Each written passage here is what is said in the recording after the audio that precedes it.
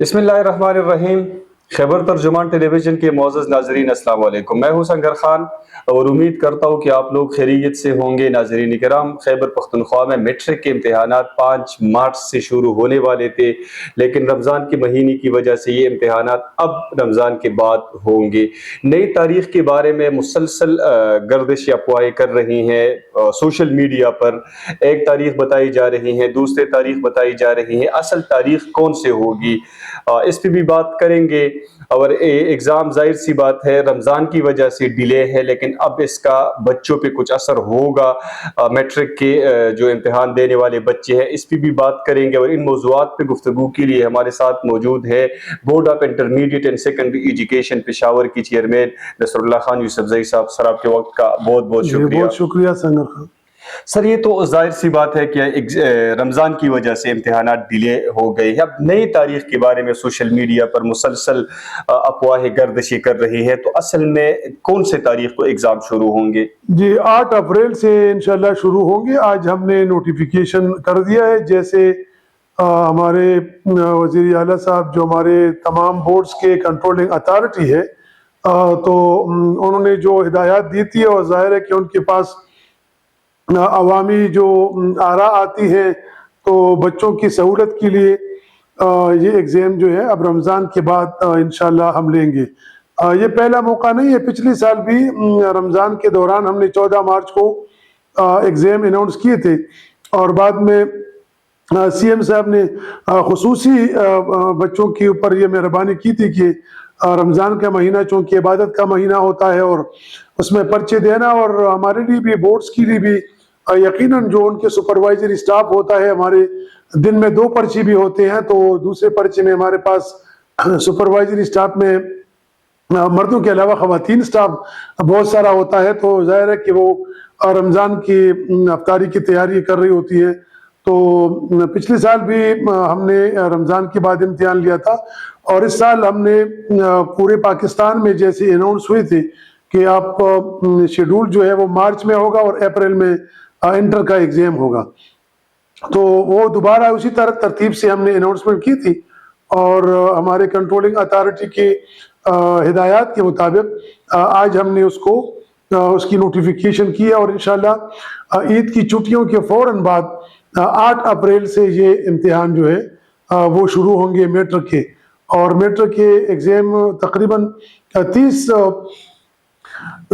تاریخ کو ختم ہوں گے، 30 اپریل کو، اور اس کے بعد جو ہے انشاءاللہ ایک 8-10 دن کے گیپ سے انٹر کا ایگزام شروع ہوگا۔ ٹھیک ہو گیا۔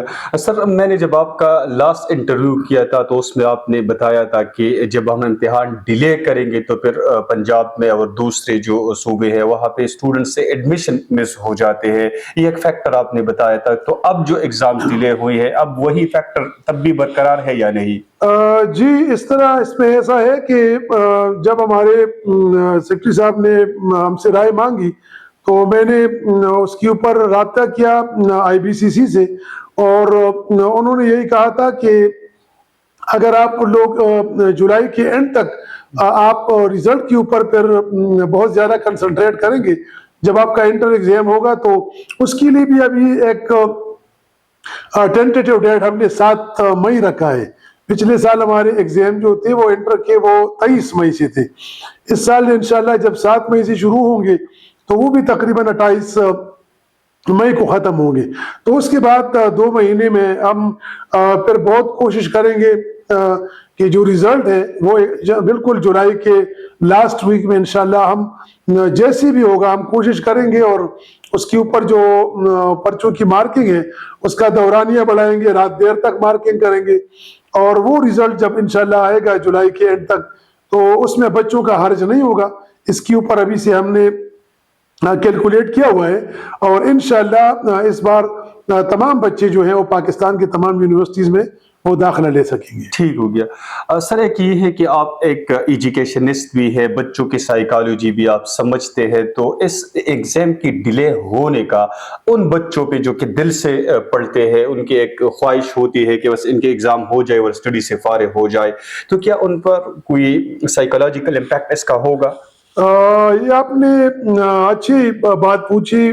بات یہ ہے کہ جو ہمیں تجربہ ہے रमज़ान में भी एग्ज़ाम होते रहे हैं, हमने ख़ुद भी एग्ज़ाम्स दिए हैं। बात ये है कि ये चूँकि हमारा एग्ज़ाम जो साइकिल था ना वो कोरोना की वजह से थोड़ा सा डिस्टर्ब हुआ था, और अभी दरमियान में रमज़ान का महीना वो भी एक अपने साइकिल में वो चलता रहता है। तो मार्च में जब रमज़ान आया तो इससे एक ज़ाहिर है कि एग्ज़ाम के ऊपर ये महीना उसी दौरान एग्ज़ाम होना था। लेकिन जब आपने कहा कि इसके ऊपर बच्चों के ऊपर ये मेरा ख्याल में अच्छा असर होगा, क्योंकि रमज़ान का महीना जो है ज़ाहिर है कि एक रोज़े का महीना होता है, उसमें बच्चों की भी, इदारों की भी, तमाम पेरेंट्स की भी शेड्यूल बदल जाता है। अगर आप देखें तो रात को लोग कम सोते हैं और दिन को जो है अक्सर नींद अपनी वो दिन को पूरी करते हैं, बाकी इबादत दिन को करते हैं।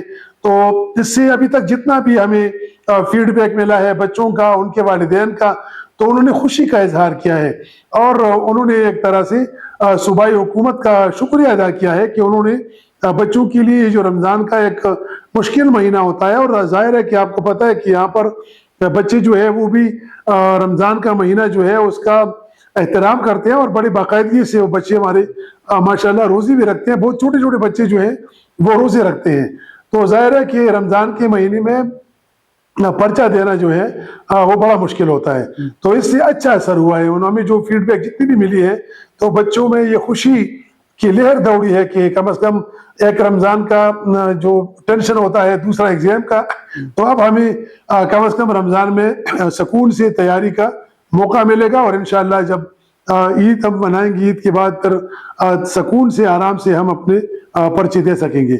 और मैं एक बार फिर कहूँगा कि इंशाअल्लाह मैट्रिक के एग्ज़ाम के खात्मे के ऊपर कि उसके पर्चे शुरू होने के साथ ही हम इंशाअल्लाह मार्किंग का जो जितना भी जो तरीक़ाकार है, जो प्रोसेस है, उसको बिल्कुल शुरू से हम लेंगे और बर वक्त इंशाअल्लाह इस बार हम ये ज़रूर कोशिश करेंगे कि बर वक्त मैट्रिक का और जो इंटर के एग्ज़ाम्स हैं उनकी रिज़ल्ट जो है वो बर वक्त बच्चों को दे सकें। सर, इसमें एक सवाल ये है कि अगर ये बच्चे रमज़ान में एग्ज़ाम नहीं दे सकते हैं, उनके लिए तैयारी मुश्किल होती है, तो फिर ये स्टडी रमज़ान के महीने में कैसे करेंगे?